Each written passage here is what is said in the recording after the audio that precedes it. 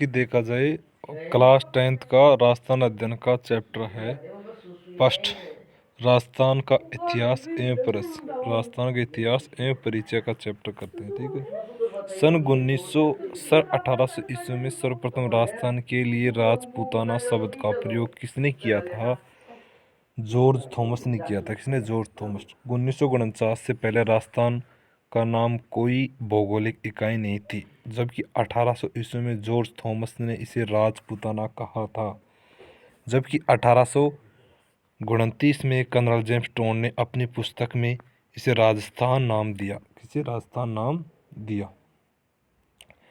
स्वतंत्रता के बाद विभिन्न रियासतों के एकीकरण के बाद 30 मार्च 1949 को इसे आधुनिक रूप से राजस्थान नामित किया गया है।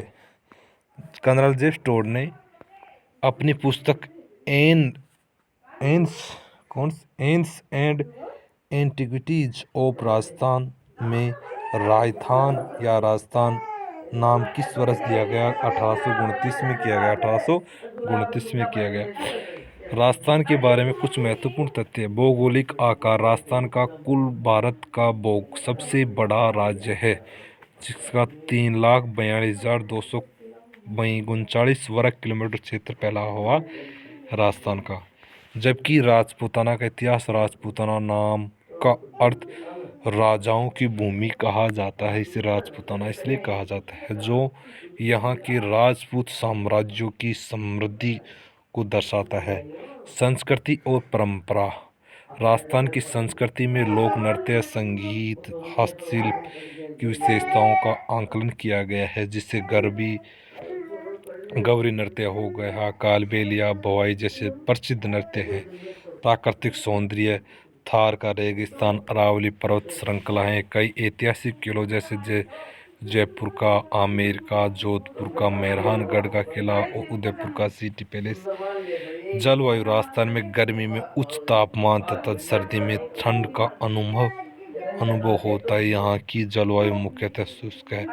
आर्थिक गतिविधियाँ। राज्य की अर्थव्यवस्था मुख्यतः कृषि, पशुपालन और पर्यटन पर आधारित है। राजस्थान का हैंडलूम और हैंडक्राफ्ट के लिए भी जाना जाता है। स्थानीय भाषा में हिंदी के अलावा यहाँ राजस्थानी, मारवाड़ी, ढूंढाड़ी, गढ़वाड़ी जैसी भाषाओं भी बोली जाती है। धार्मिक। राजस्थान में कई प्रसिद्ध मंदिर हैं, जैसे कि पुष्कर का ब्रह्मा मंदिर, सवाई माधोपुर, रणथंभौर जो बाघों के लिए प्रसिद्ध है। इन तथ्यों से राजस्थान की समृद्धता एवं विविधता का पता चलता है। प्राचीन समय में जांगल देश कौन से क्षेत्र के अंतर्गत आता है? बीकानेर तथा नागौर के आसपास क्षेत्र के अंतर्गत आता है। मरु व मरुवार के नाम से कौन सा क्षेत्र जाना जाता है? जोधपुर क्षेत्र कौन सा? जोधपुर क्षेत्र जाना जाता है। राजस्थान के प्राचीनतम नामों और क्षेत्रों के बारे में बताइए। मरुधनु क्षेत्र। यह नाम ऋग्वेद में उल्लेख किया गया है। जोधपुर संभाग के मरुस्थल के लिए प्रयोग होता है। मरु व धनु दोनों का अर्थ था एक ही। क्या होता है? एक ही। जंगल प्रदेश क्या होता है? यह शब्द उस क्षेत्र के लिए इस्तेमाल किया जाता है जहाँ समी, केर, पीलू जैसे वृक्ष होते हैं। जैसे बीकानेर, नागौर तथा इसके आसपास के क्षेत्र को जांगल देश कहा जाता है। मत्स्य क्षेत्र किसे कहा जाता है? महाभारत में एक राज्य के रूप में उल्लेखनीय मत्स्य राज्य जयपुर, अलवर, भरतपुर तक फैला हुआ है। इसकी राजधानी विराटनगर थी। सूरसेन यह एक प्राचीन राज्य था जिसका उल्लेख महाभारत में मिलता है। यह मथुरा क्षेत्र से सटे धौलपुर व करौली के अधिकांश भागों को शामिल करता था। मारवाड़। जोधपुर क्षेत्र जो पहले मरु तथा फिर मरुवार अत्यंत मारवाड़ के नाम से भी जाना जाता है। अलवर। जयपुर, अलवर, भरतपुर तक विस्तृत मत्स्य क्षेत्र की राजधानी कौन सी थी? विराटनगर। निम्न में से किन जिलों का भाग प्राचीन समय में सूरसेन राज्य के अंतर्गत आता था, जिसका उल्लेख महाभारत में भी मिलता था? कौन कौन सा था? भरतपुर, धौलपुर, करौली मिलता था। असुमेलित बताइए। सम्मिलित बताते हैं। माय नदी के आसपास प्रतापगढ़ का कांठल क्षेत्र कहा जाता है। एकदम सही कहा रहे हैं, एकदम सही कह रहा है, ठीक है। प्रतापगढ़ बांसवाड़ा के मध्य भूभाग को छप्पन का मैदान कहा जाता है, ये भी सही है। भैंसरोडगढ़ से लेकर बिजोलिया तक का क्षेत्र उपरमाल कहा जाता है, उपरमाल भी कहा जाता है। उदयपुर के आसपास बाकर क्षेत्र, जबकि ये उदयपुर के आसपास क्षेत्र को नहीं कहा जाता बाकर क्षेत्र, सिरोही के आसपास क्षेत्र को बाकर कहा जाता है। कटापटा क्षेत्र है किस जिले को प्राचीन समय में मांड व वल्लभ के नाम से जाना जाता है? जैसलमेर क्षेत्र को प्राचीन में मांड के नाम से जाना जाता है। सम्मिलित कीजिए। डूंगरपुर बांसवाड़ा क्षेत्र को बागड़ कहा जाता है, सही बात है। बागड़, बांगड़ नहीं बागड़। कोटा बूंदी को हाड़ौती प्रदेश के नाम से, सीकर झुंझुनू चूरू क्षेत्र को शेखावटी के नाम से जाना जाता है। उपयुक्त सभी कथन सत्य है। अंगुत्तर निकाय में हमें 16 महाजनपदों की जानकारी प्राप्त होती है। इसका संबंध किस धर्म से है? बौद्ध धर्म से। किससे? बौद्ध धर्म से। राजस्थान के किस क्षेत्र को सिवी जनपद कहते थे? चित्तौड़गढ़ के आसपास के क्षेत्र को सिवी जनपद कहा जाता है। 327 ईसा पूर्व में किस आक्रमण के कारण सुरक्षा और अस्तित्व की रक्षा के लिए पश्चिमोत्तर सीमा से कुछ कबीले मालव योद्धे अर्जुन राजस्थान में आकर बसे थे? कौन से थे? सिकंदर। कहाँ था? सिकंदर। आर्य जन के रूप में मत्स्य जाति तथा मत्स्य जनपद का सर्वप्रथम उल्लेख किस में मिलता है? ऋग्वेद में मिलता है। किस में मिलता है? ऋग्वेद में मिलता है। निम्नलिखित में से किस में मत्स्य जनपद की जानकारी नहीं मिलती है? कौन से? अंगुत्तर निकाय में मत्स्य जनपद की जानकारी नहीं मिलती है। मत्स्य जनपद के बारे में कथन बताइए। मत्स्य जनपद के बारे में बताते हैं। महाभारत काल में मत्स्य जनपद के राजा विराट ने विराट नगर को अपनी राजधानी बनाई थी। विराट की पुत्री उत्तरा का विवाह अर्जुन के पुत्र अभिमन्यु के साथ हुआ था। अभिमन्यु के पुत्र परीक्षित कालांतर में पांडवों के राज्य का उत्तराधिकारी बना था। मत्स्य प्रदेश में जयपुर, अलवर, धौलपुर, करौली, भरतपुर कुछ भाग सम्मिलित थे। मत्स्य प्रदेश का विस्तार दक्षिण में चंबल की पहाड़ियों तक, पश्चिम में पंजाब में सरस्वती नदी के जंगलों तक था। ठीक है, उपयुक्त सभी कथन सत्य हैं। मत्स्य जनपद प्राचीनतम नाम मत्स्य जाति का उल्लेख सर्वप्रथम ऋग्वेद में हुआ था। इससे जो इसकी प्राचीनता प्रतीक था, प्राचीनता का प्रतीक था। शतपथ ब्राह्मण कौशितकी उपनिषद में मत्स्य जन का उल्लेख किया गया। महाभारत में मत्स्य जनपद को भारत के प्रमुख जनपदों में शामिल किया गया था। अनुमान है कि इसका विस्तार दक्षिण में चंबल की पहाड़ियों तक और पश्चिम में पंजाब में सरस्वती नदी के जंगलों तक है। भौगोलिक क्षेत्र क्या है इसका? आधुनिक जयपुर, अलवर, धौलपुर, करौली और भरतपुर के कुछ भाग इस जनपद में शामिल थे। शासन महाभारत काल में मत्स्य जनपद का शासक विराट था। विराट ने विराट नगर में मत्स्य जनपद की राजधानी बनाई, जो जयपुर से लगभग 85 किलोमीटर दूर स्थित था। ठीक। विराट की पुत्री उत्तरा का विवाह अर्जुन के पुत्र अभिमन्यु के साथ हुआ था। उत्तरा और अभिमन्यु का पुत्र परीक्षित कालांतर में पांडवों के राज्य का उत्तराधिकारी बना था। राजस्थान के किस प्रदेश में सालव जाति रहती थी, जिसकी बीच अस्पष्ट सीमा को लेकर मत्स्य जनपद से संघर्ष होता रहता था? अलवर। कौन था? अलवर। किस महाजनपद ने मत्स्य जनपद पर आक्रमण कर अपने क्षेत्र में शामिल कर लिया था, लेकिन वह अधिक समय तक इसके अधिकार में नहीं रह सका? कौन सा? चेदी। मत्स्य जनपद को अंतिम रूप से किसने अपने साम्राज्य में शामिल कर लिया था? मगध। कौन सा? मगध। डॉक्टर गौरीशंकर हीराचंद ओझा सीवी वेद ने राजपूतानों को किसकी संतान माना था? वैदिक आर्यों की संतान माना था। पृथ्वीराज रासो ग्रंथ के लेखक चंद्र बरदाई के अनुसार अग्निकुंड से किस जाति की उत्पत्ति नहीं मानी गई थी? किससे? राठौड़ की मानी नहीं गई थी।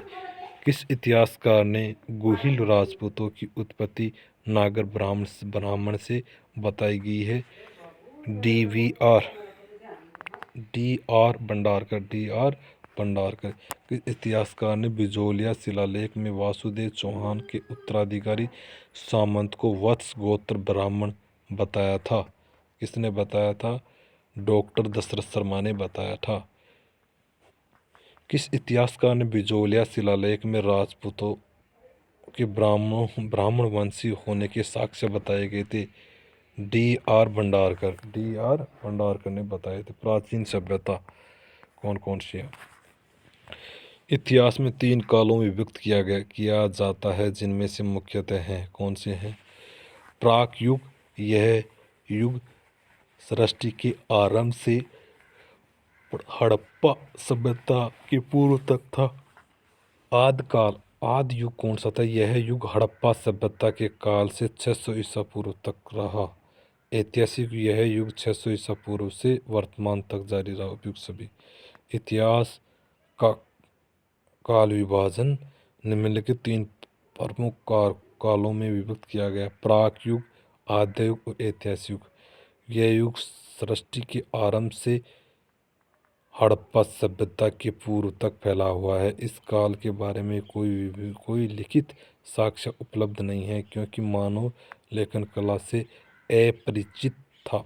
आदि युग, यह काल हड़प्पा सभ्यता से शुरू होकर 600 ईसा पूर्व तक विस्तृत है। इस युग में निम्नलिखित साक्ष्य उपलब्ध हैं, लेकिन वे या अस्पष्ट या उनकी लिपि को पढ़ा नहीं जा सकता। ये ऐतिहासिक युग, यह युग 600 ईसा पूर्व से वर्तमान समय तक जारी है। इस काल में स्पष्ट एवं सुस्फुटित लिखित साक्ष्य उपलब्ध हैं, जिससे इतिहास के घटनाओं को समझना संभव हो पाता है। भारतीय इतिहासकार प्राक युग, आद्य युग, ऐतिहासिक युग।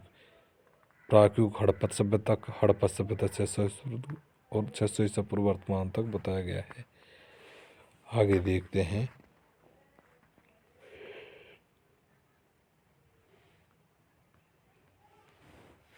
(1870 ईसा पूर्व में C.A. हैकेट ने सर्वप्रथम कहा कि पत्थर से बनी हुई पूर्व पाषाणकालीन हस्त कुठार खोजी गई थी। क्या थी? जयपुर और इंद्रगढ़। बी. आल्ची ने किस क्षेत्र में पूर्व पाषाण काल के उपकरण की खोज की थी? किसने? जालौर। किस काल के पत्थर के बने छोटे उपकरणों को माइक्रोलिथ लघु पाषाण उपकरण कहा गया था? किसे? मध्य पाषाण काल को। भीलवाड़ा के बागोर तथा बालोतरा के तिलवाड़ा नामक स्थानों से प्राप्त उपकरण किस काल के हैं? किस काल के? नवपाषाण काल के। राजस्थान में ताम्र व ताम्रकांस्य युगीन कालीन अवशेषों के बारे में असत्य कथन बताइए। असत्य। मल्हा कहाँ है? भरतपुर का है। कुराड़ा नागौर का है। सावणिया पूगल बीकानेर का है। कोल महल स्वयं माधोपुर का है। आगे देखते हैं।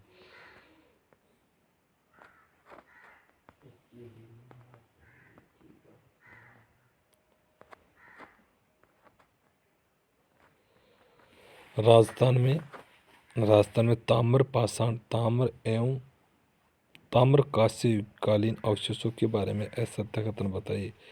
एलाना भरतपुर का है। नंदलालपुरा जयपुर का है।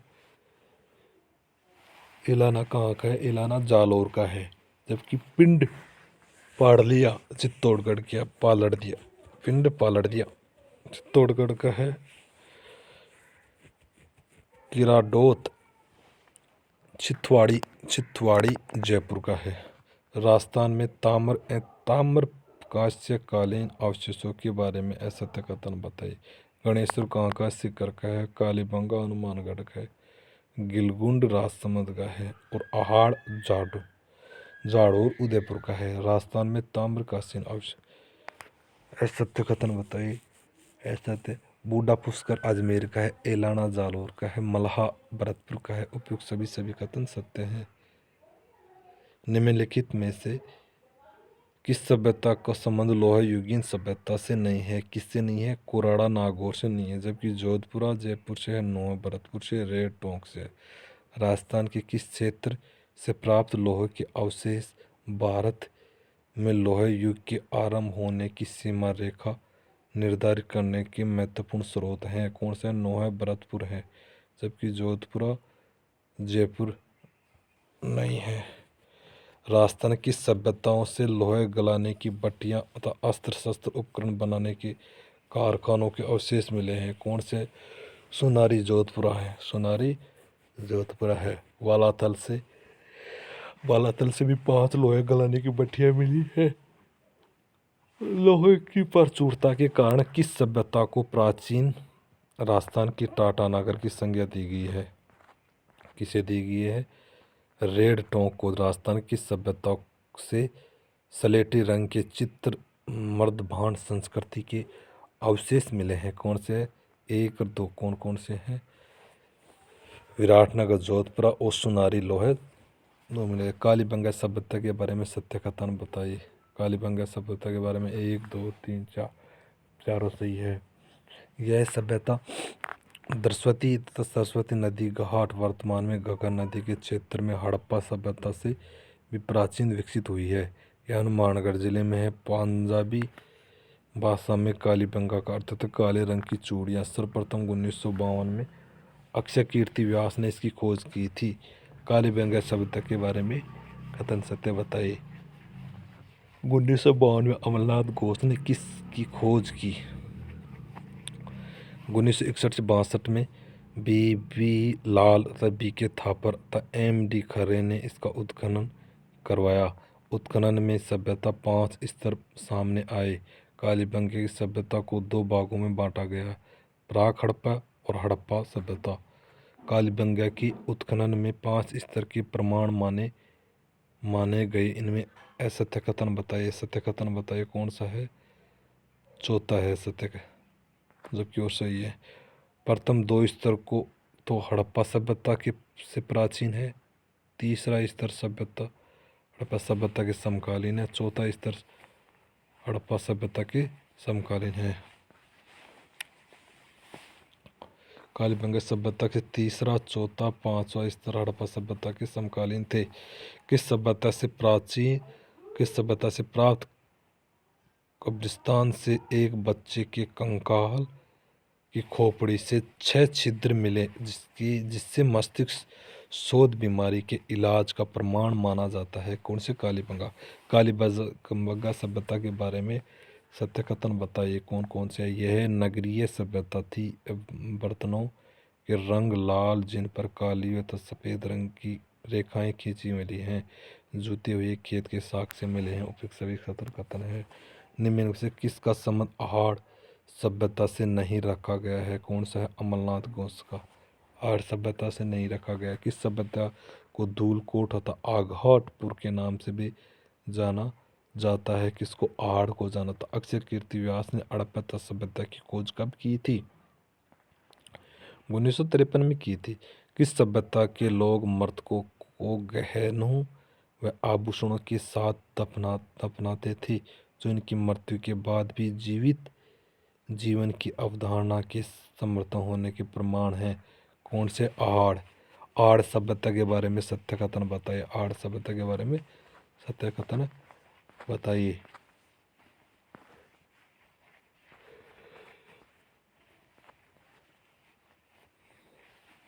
आड़ सभ्यता के बारे में सत्य। आड़ काले लाल व काले मिट्टी के बर्तन की संस्कृति के केंद्र में है। दूसरा, ताम्र नगरी मिलती है। उत्खनन के प्राप्त ठप्पू यहाँ की रंगाई छपाई व्यवसाय की उन्नत होने के अनुमान लगाया जाता है। कालीबंगा की तरह मकान बनाने में धूल की ईंटों की पत्थर का प्रयोग किया जाता है। इस सभ्यता का उत्खनन रतन चंद्र अग्रवाल HD सांकलिया के निर्देशन में हुआ था। 1 2 3 4 5 सही है। उदयपुर की वह सभ्यता जो आयड़ बेड़च नदी के किनारों 400 ईसा वर्ष पुरानी पाषाण धातुयुक्त सभ्यता के अवशेष के रूप में सामने आई थी। कौन सा था? आहड़। वह सभ्यता कौन सी है जिसका रामचंद्र राजसमंद जिले के बनास नदी के तट पर 1957 से 1958 में वी लाल के निर्देशन में उत्खनन किया गया था? गिलकुंड का। किसका? गिलकुंड का। गिलकुंड सभ्यता के बारे में सत्य कथन बताइए। गिलकुंड उत्खनन से ताम्रयुगीन सभ्यता के अवशेष मिले हैं जिसका समय 1900 से 1700 ईसा पूर्व निर्धारित किया गया है। आग में पकी हुई ईंटों के प्रयोग मिले हैं। 5 प्रकार की मिट्टी के बर्तन मिले हैं। काले, सादे, पुलिसदार, भूरे, लाल, काले, चित्रित, मर्दभांड तथा 1998 से 2003 से पूर्व में मध्य पुणे के डॉक्टर VS शिंदे तथा पेंसिल्वेनिया विश्वविख्यात अमेरिकन प्रोफेसर ग्रेगरी पोस्वेन उत्खनन किया गया है। भीलवाड़ा में बागोर सभ्यता किस नदी के किनारे स्थित है? कोठारी नदी के किनारे। कोठारी नदी के किनारे 1967 से 1970 तक डॉक्टर VN मिश्रा ने कोठारी नदी के तट पर किस सभ्यता का उत्खनन कार्य किया था? इसका किया था? बागोर सभ्यता। किस सभ्यता के उत्खनन से प्रागैतिहासिक काल की सभ्यता के अवशेष प्राप्त हुए हैं जो 4000 ईसा से 500 ईसा पूर्व तक के माने जाते हैं? बागोर। मध्य पाषाण कालीन सभ्यता का स्थल लघु पाषाण उपकरण प्रमुख केंद्र जहाँ से कृषि व पशुपालन प्राचीनतम साक्ष्य प्राप्त हुए हैं। कौन सा है? बागोर सभ्यता। नीमका थाना में कांतली नदी के किनारे स्थित गणेश सभ्यता के बारे में सत्य कथन बताइए। उपयुक्त सभी सही है। इसका उत्खनन 1972 में रतन चंद्र अग्रवाल के निर्देशन में हुआ था। यह 2800 साल पूर्व की सभ्यता है। इसे ताम्रयुगीन सभ्यता की जननी तथा ताम्र संचयी सभ्यता कहा जाता है। उपयुक्त सभी कथन सत्य है। गणेश सभ्यता के बारे में सत्य कथन बताइए। यहाँ से प्राप्त तांबे के उपकरणों के पात्रों में 99% तांबे हैं। यहाँ से तांबा हड़प्पा व मोहनजोदड़ो भेजा जाता था। काले व नीले रंग के बर्तन जिन्हें कृष्णवनी मर्दपात कहते हैं। उपयुक्त सभी कथन सत्य हैं। किस सभ्यता से एक रोमन एम्फोरा व एक यूनानी सुहारी मिली जो इसके विदेशी व्यापार का केंद्र होने की पुष्टि करता है? कौन सा? भीनमाल। भीनमाल की जालोर की सभ्यता का उत्खनन किसके द्वारा करवाया गया था? RC अग्रवाल द्वारा करवाया गया था। RC अग्रवाल द्वारा करा दे। किस क्षेत्र का प्राचीन नाम श्रीमाल था? भीनमाल का। ईसवाल सभ्यता किस जिले में है जहाँ से समुद्र लोह उद्योग के साक्ष्य प्राप्त हैं? उदयपुर के। मत्स्य जनपद की राजधानी बैराठ किस जिले में स्थित है? जयपुर में। राजस्थान में किस सभ्यता से मौर्य काल तथा बौद्ध धर्म के अवशेष प्राप्त हुए हैं? बैराठ के। जयपुर में स्थित बैराठ सभ्यता के बारे में सत्य कथन बताइए। 1 2 3 4। इस सभ्यता का खोज 1936 से 1937 दयाराम बहादुर साहनी गौतम नील रतन बनर्जी तथा कैलाशनाथ दीक्षित। बैराठ से गोल मंदिर अशोक के स्तंभ के अवशेष प्राप्त हुए हैं। बैराठ के समीप अशोक का बापरू अभिलेख प्राप्त हुआ है। किस सभ्यता से अशोक का बापरू अभिलेख प्राप्त हुआ है जो अशोक के बौद्ध धर्म तथा अनुयायी होने का सबसे कुख्यात प्रमाण माना जाता है? कौन सा? बैराठ। प्राचीन सभ्यता के बारे में सत्य कथन बताइए। रंग महल हनुमानगढ़ का है। ओजिया भीलवाड़ा का। नगरी चित्तौड़गढ़ का। बैर और बरोड़ कहाँ है? अनूपगढ़ कहाँ है? गंगानगर में। आगे चलते हैं। प्राचीन सभ्यता के बारे में असुमलित बताइए। तिलवाड़ा बाड़मेर का। नगर टोंक का है। जोधपुरा जोधपुरा जोधपुर का है। जोधपुरा कहाँ का है? जयपुर का है। और बालाथर उदयपुर का है। राजस्थान में आर्य संस्कृति वैदिक सभ्यता के अवशेष कहाँ मिले हैं? अनूपगढ़ में है, तरखान वाला डेरा है, चक 84 उपयुक्त सभी है। बीनमाल जालोर, यहाँ की सभ्यता का उत्खनन आर.सी. अग्रवाल ने किया था। यहाँ से एक रोमन एम्फोरा तथा यूनानी सोहरी मिली है जो विदेशी व्यापार का प्रमाण देती है। बीनमाल का प्राचीन श्रीमाल था। इसवाल उदयपुर के यह प्राक ऐतिहासिक कालीन सभ्यता के प्रमाण मिले हैं जहाँ समृद्ध लोहे के उद्योग से साक्ष्य प्राप्त हुए हैं। बैराट जयपुर प्राचीन मध्य से जनपद में स्थित है। यहाँ से हड़प्पा सभ्यता के मौर्य कालीन के अवशेष मिले हैं जिसे गोल मंदिर तथा अशोक स्तंभ के अवशेष मिले हैं। दयानंद सारी, नील रत्न बनर्जी, कैलाश नाथ दीक्षित विद्वान से उत्खनन से जुड़े हुए बैराट के समीप अशोक बाबरू मिले हैं जो अशोक के बौद्ध धर्म के अनुयायी होने के प्रमाण मिले हैं। बालाथर उदयपुर के यहाँ से प्रोफेसर V.N. मिश्र के निर्देशन में ताम्र पाषाण कालीन सभ्यता के अवशेष मिले हैं। आर्य संस्कृति वैदिक सभ्यता के बारे में क्या कहा गया है? यह सभ्यता हड़प्पा पतन 1800 ईस्वी पूर्व के बाद राजस्थान में आर्य संस्कृति का प्रसार हुआ है। वैदिक सभ्यता के समय 4 वेदों ऋग्वेद, यजुर्वेद, सामवेद, अथर्ववेद से माना जाता है। राजस्थान में वैदिक सभ्यता के अवशेष अनूपगढ़, तरखान वाला डेरा, चक 64 मिले हैं। अन्य प्राचीन सभ्यता रंग महल हुआ, ओजियाना हुआ, नगरी हुआ, बरोर हुआ, तिलवाड़ा हुआ, जोधपुरा हुआ, सोनारी हुआ, नीमकाथाना में नोहा हुआ और नगर हुआ। ये क्या हुआ? फर्स्ट और सेकंड चैप्टर दोनों कंप्लीट हो गए हैं बच्चों। अपन राजस्थान अध्ययन की कौन सी बुक पढ़ रहे हैं? राजस्थान अध्ययन की बुक पढ़ रहे हैं अपन। कौन सी, क्या नाम है? 10th क्लास बुक है राजस्थान अध्ययन की, ठीक है। मेवाड़ वंश, एक ये इस चैप्टर का थोड़ा सा बाकी है। मेवाड़ किस इतिहासकार ने मेवाड़ के गोइलों को नागर जाति के ब्राह्मण गुहदेत का वंश मानता है? गोपीनाथ शर्मा ने। गोइल वंश के शासकों ने किस क्षेत्र में राज किया था? मेवाड़ में। गोइल वंश को ईरान के शासक नौशेखा से संबंधित माना है। किसे? अबुल फजल को। गोइल वंश की उत्पत्ति से संबंधित असत्य कथन बताइए। उपयुक्त सभी कथन सत्य हैं। कर्नल स्टोन ने वल्लभी के शासक से संबंधित माना है। नैन्सी व गोपीनाथ शर्मा ने इन्हें ब्राह्मण होने का मत प्रतिपादित करते हैं। गौरीशंकर हीराचंद ओझा के अनुसार 566 ईस्वी में गोइल शासक स्थापित किया था। उपयुक्त सभी कथन। गोइल, ठीक है। आगे चलते हैं, आगे दूसरी यूनिट में करते हैं बच्चों। फिर भी आप कह रहे हो तो एक बार। गोइल के बाद मेवाड़ के प्रतापी शासक बने थे कौन थे? बप्पा रावल। बप्पा रावल ने 734 ईस्वी में चित्तौड़ के शासक मान मौर्य को परास्त कर चित्तौड़गढ़ पर अधिकार किया। इसकी जानकारी मिलती है कहाँ से? मिलती है राज प्रसिद्धि मिलती है। बप्पा रावल ने मेवाड़ की राजधानी किसे माना था? नागदा को माना था।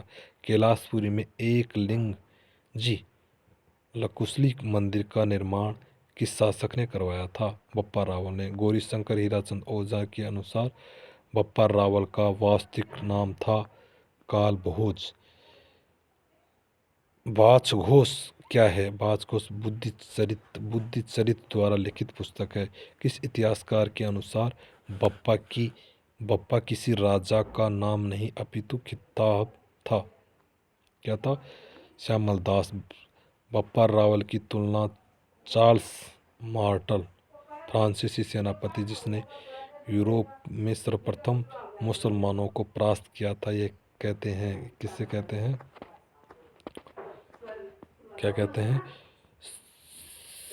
सीवी वैद मेवाड़ के शासकों के अनुसार मेवाड़ के शासकों के शासनकाल के बारे में सही कथन बताइए।